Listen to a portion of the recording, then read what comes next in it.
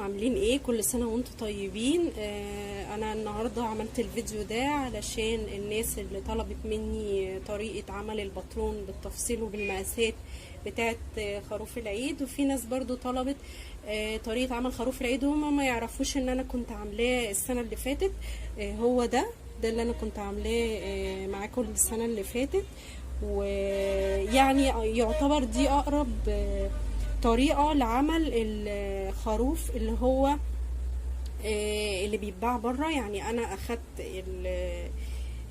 الخروف ده اللي هو بيتباع بره وبصيت عليه كويس وحاولت ان انا يعني اشوف الطريقة بتاعت الباترون هتكون ازاي، وعملت زيها السنة اللي فاتت. طبعا ده من السنة اللي فاتت وولادي كانوا بيلعبوا بيه وبهدلوه شوية عن الاول، بس يعني مستحمل وكده.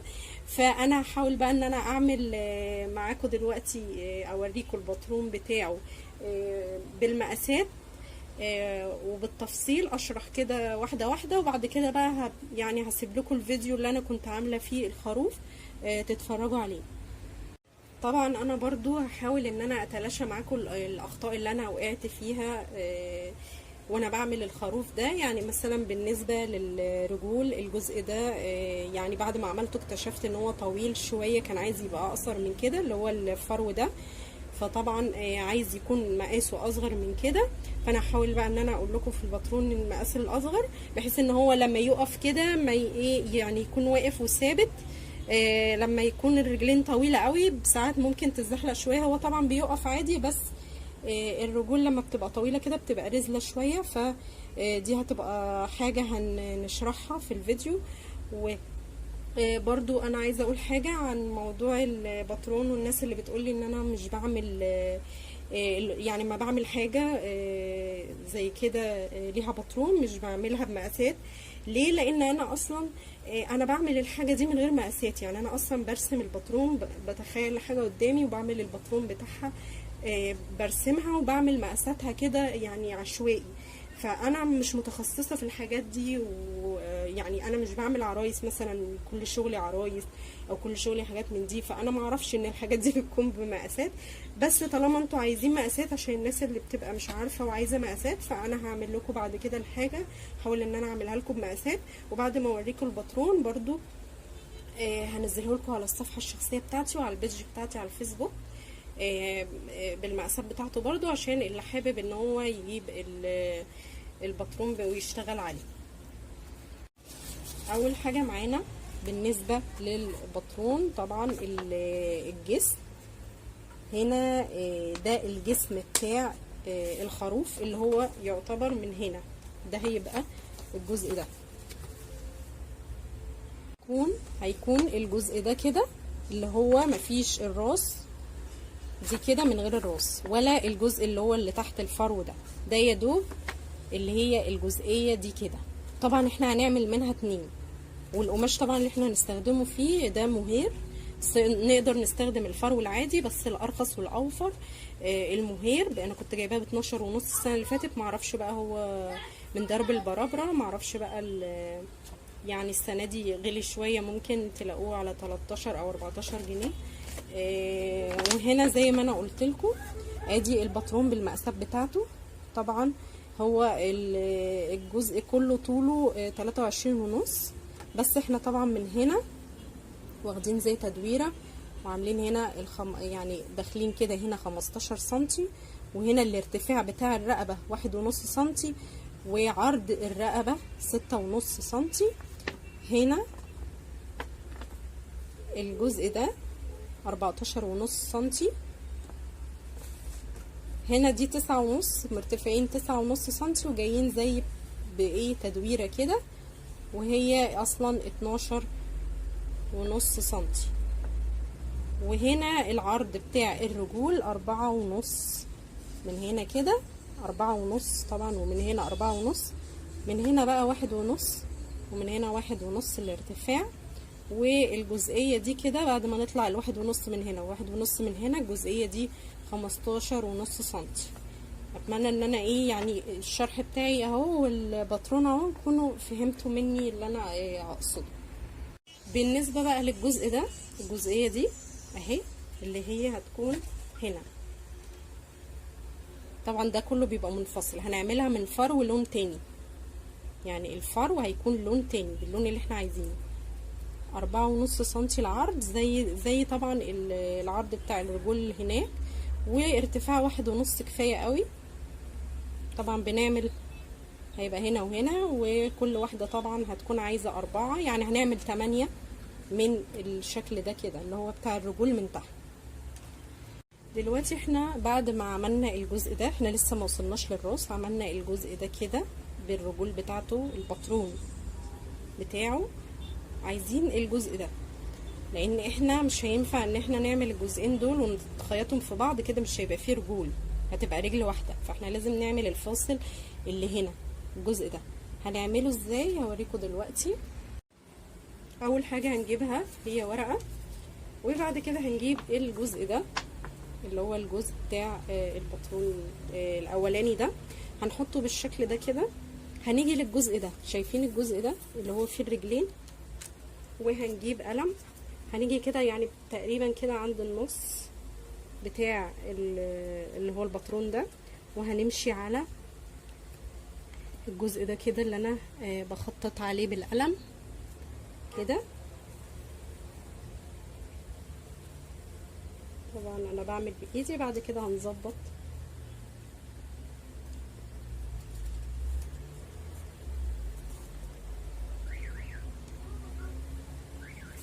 كده.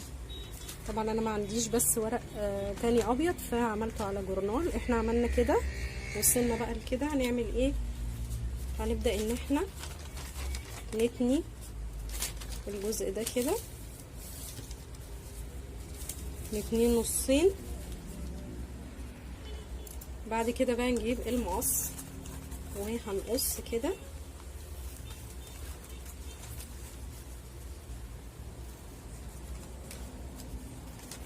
بحيث ان هو هيديني الجزئية دي اللي انا قلت لكم عليها بالمقاس المظبوط اللي احنا عاوزينه.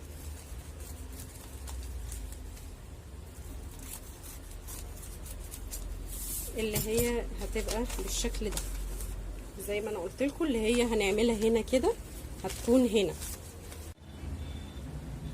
يبقى الجزء ده ملوش مقاسات، هو المقاس بتاعه بالطريقة اللي هي اللي احنا بنطلعها بالباترون ده. هنا هنيجي للراس. الراس اهي اللي هي الجزء ده اللي هو الجزء الفوقاني للراس. طبعا احنا هنعمل منها 2. انا عملتها لكم هنا في مستطيل عشان يبقى سهل عليكم. هنا المستطيل ده 10.5 سنتي من هنا لاول 10.5 سنتي في 9.5. هنا احنا هنطلع حوالي 5.5 سنتي، وبناخد تدويره ونيجي عند النص بالظبط، ونرجع نكمل التدويره التانية. ننزل هنا كده حوالي 8 سنتي زي داخله كده انحناء. وهنا دي عرضها 6.5 سنتي. هي طبعا بتكون بمقاس الباترون الاتنين، يعني الجزئين دول بيبقوا مقاساتهم مع بعضهم. طبعا هنا احنا هنعمل 2 منها، هنا واحدة وهنا واحدة. لما هنخيطها في بعضها من هنا الاتنين اللي هما نفس الشكل ده كده، هنيجي هنا في الجزء ده هتلاحظوا ان انا عامله وصله، يعني انا جيت لحد النص هنا بالظبط ورحت مخيطه، بخيط كله ببعضه الاتنين ببعضهم، وبسيب دي مفتوحه، الحته دي مفتوحه، وبعمل الشكل المثلث ده، قماش بالشكل المثلث ده 5 سنتي. بنقسم ال5 سنتي ل2.5 طبعا، وبنرتفع 6.5 وبناخده زي مثلث. بنقص المثلث ده وبنروح حاطينه، بنحط المثلث ده هنا كده، ونبدأ بقى نخيط الجنب ده والجنب اللي هيكون الناحية التانية في بعض، بحيث ان هو يديني الوصلة دي، يعني يديني بقى العرض. لان احنا لو خيطنا الجزء ده في بعضه كده هتبقى دي يعني مش مدياني العرض ده. اتمنى ان يعني الفكرة دي تكون وصلت لكم. هنيجي للجزء ده. الجزء ده عشان نعمله احنا عملنا خلاص الراس. هنيجي للمستطيل ده، مستطيل 9.5 في 7.5.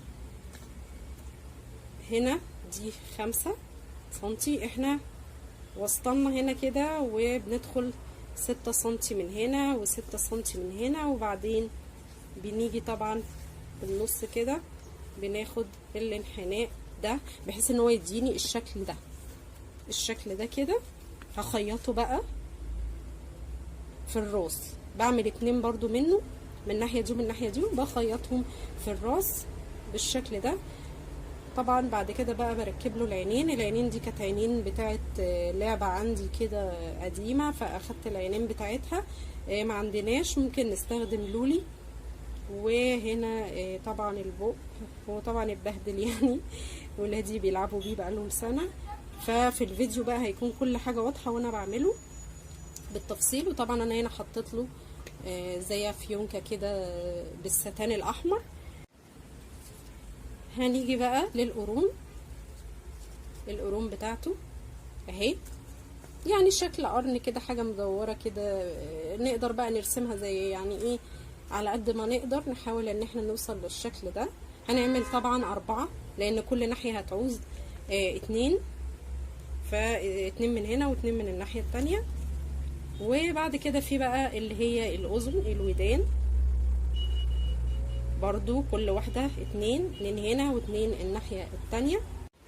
وزي ما قلت لكم ان القماش اللي هنستخدمه هيكون قماش اللي هو المهير، ومن هنا نستخدم قماش بقى خامه تانية زي ما احنا عايزين. بقى عندنا فرو ناعم زي كده نقدر نستخدمه، طبعا هيكون لون تاني، او ممكن نستخدم جوخ او اي قماش تاني، المهم ان هو يكون مختلف عن القماش اللي احنا هنستخدمه للجسم.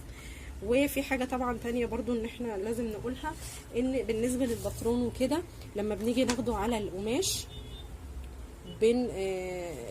طبعا احنا بناخد البطرون على القماش، فبنزود حوالي 1 سنتي كده زيادة عن البطرون. بنطلع كده 1 سنتي من كل جنب علشان لما نيجي نخيط نعمل حساب الخياطة بتاعة الجسم بتاع الخروف. هجيب لكم بقى الفيديو دلوقتي تتفرجوا عليه، وهتلاقوني شارحه فيه بقى وانا بطبق اللي انا قلت لكم عليه ده، بطبقه لكم عملي وانا بعمل بقى القماش وبخيط الخروف بحشيه بالفايبر وكده.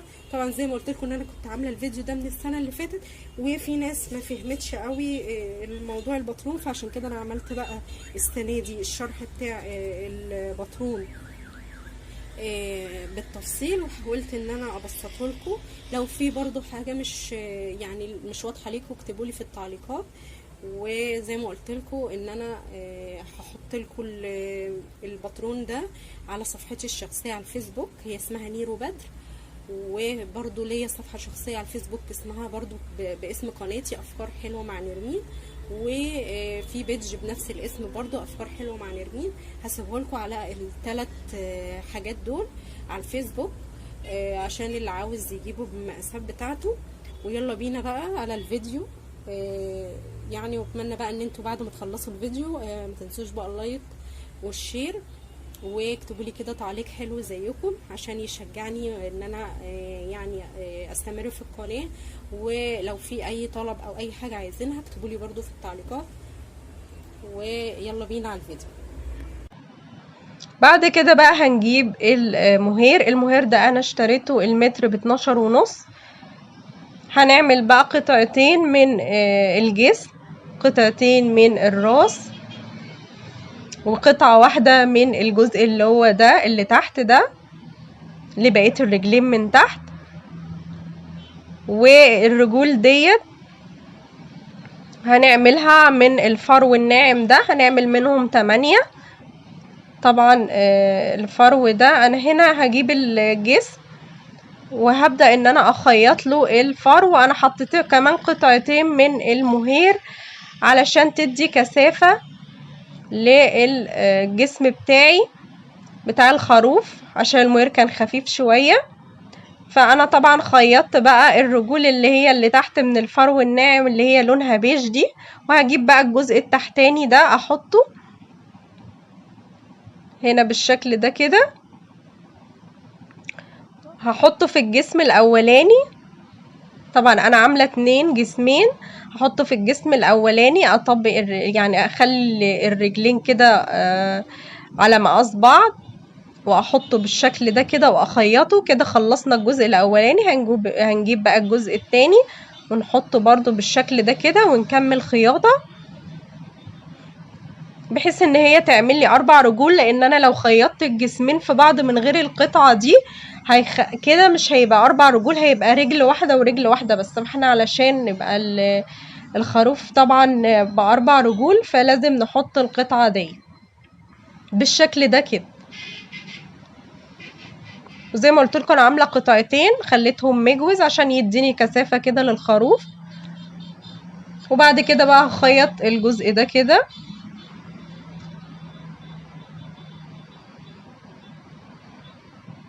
يا ريت لو حد اول مره يشوفني بقى اشتركوا في القناه وفعلوا الجرس عشان يوصلكم كل جديد. القناه بتاعتي عن اعمال الهاند ميد وعادة التدوير، هتلاقوا فيها حاجات ان شاء الله كتير هتعجبكم وهتستفادوا منها. ولو عجبكم الفيديو ما تنسوش اللايك والشير. هنا بعد ما خيطت الجزء ده هاجي بقى لهنا للجزء اللي من تحت اللي هي الرجول دي، عملت كده دواير 4 دواير من اللون اللي هو الفرو البيج ده، وهحطها بقى في الرجلين من تحت. طبعا انا ما كنتش مخيطه الرجول للاخر، كنت سايبه الفتحه اللي من تحت، فهبدا ان انا اخيطهم كده على شكل دايره كده من تحت، بحيث ان هي تقفل لي الرجول.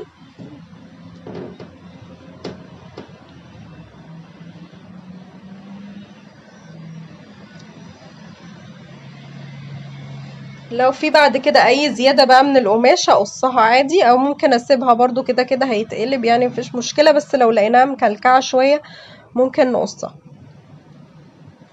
والباترون انا هسيب على المنتدى بتاعي في القناة، هسيب الباترون على المنتدى عشان اللي حابب ان هو مش عارف يعني مش هيعرف يعمل الجسم بتاع الخروف، فانا هسيب له الباترون بتاع الخروف. بعد كده بنقلبه بالشكل ده كده، وهنبدأ نحشيه ونخيط الجزء اللي هو الباقي. بعد كده بقى هنيجي للراس بتاعة الخروف، برضو عاملاها مجوز، عملت الراس كمان مجوز، وهخيطهم على بعض بالشكل ده كده.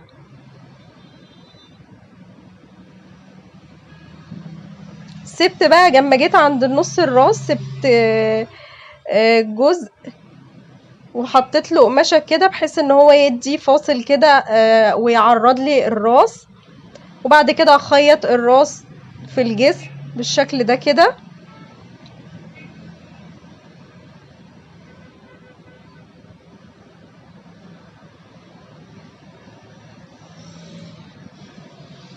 طبعا انا حشيت الراس فايبر الاول وبعد كده اخيطها في الجسم. طبعا انا اللي كنت عامله يعني زي وش كده للخروف ما عجبنيش، فعملت واحد تاني بحيث ان هو يديني البوز بتاع الخروف ده.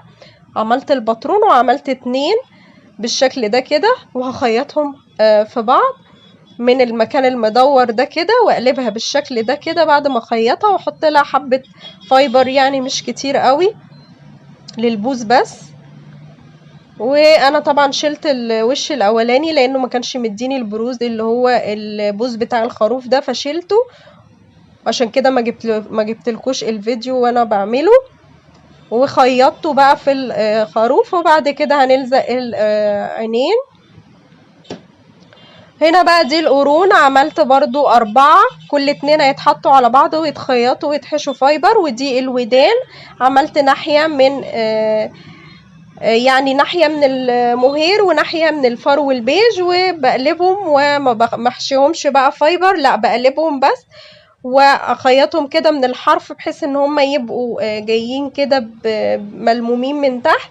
وبعد كده اخيطه بقى في الخروف بالشكل ده كده، سراجة عادية يعني بنخيط بطريقة عادية جدا بحيث ان احنا نثبت الودن من. طبعا هنعمل الناحيتين الودنين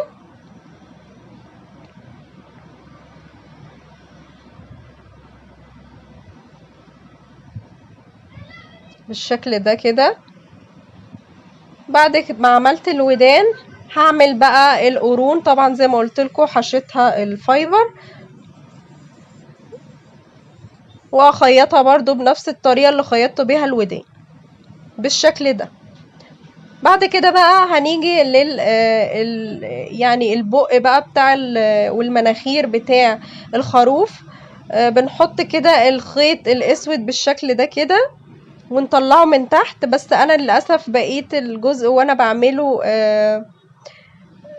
يعني اتمسح، فهو بس نفس الطريقه ان احنا بناخد كده كسره بالخيط ونعمل الشكل اللي هو بتاع الخروف ده. بعد كده جبت الستان وحطيت بقى عند الرقبه كده ستان كأنه لابس شريطه كده، وعملت لها فيونكه من عند الرقبه بالشكل ده كده. وده الشكل النهائي للخروف. اتمنى يكون الفيديو عجبكم. لو عجبكم ما تنسوش اللايك والشير، وكل سنه وانتم طيبين. وما تنسوش تشتركوا في القناه وتفعلوا الجرس عشان يوصلكم كل جديد، واشوفكم في فيديوهات تانية جديدة ان شاء الله.